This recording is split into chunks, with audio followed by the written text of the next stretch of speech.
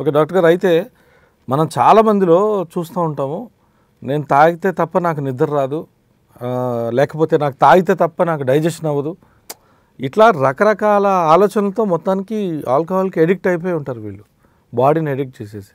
అసలు ఇది మానసికమైన రోగం అంటారా, లేకపోతే అసలు అలవాటు పడిపోయిన శరీరం అంటారా?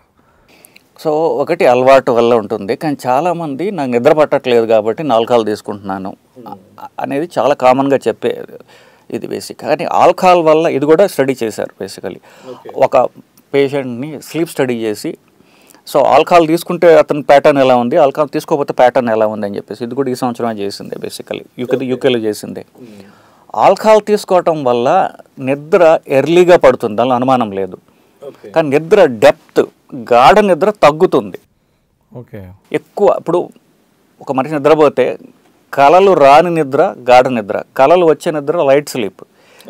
సో మీరు ఇంకా ఇంకా ఇంకా పోతుంటే ఏమవుతుందంటే అది ఆ కలలు కూడా తగ్గుతాయి, మనిషి అటు ఇటు తిరగటము దొల్లడం అది చేస్తారు, అది బాగా లైట్ స్లీప్ అంటారు.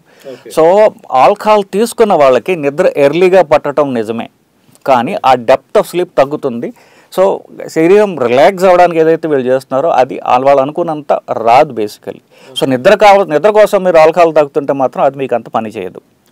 ఇదే సందర్భాల్లో ఇంకోటి వచ్చారు, కొంతమంది ఆల్కహాల్ తీసుకోవాలి సెక్షువల్ పర్ఫార్మెన్స్ పెరుగుతుంది అనుకుంటారు, అది అపోహే. ఇన్ఫ్యాక్ట్ సెక్షువల్ పర్ఫార్మెన్స్ తగ్గుతుంది.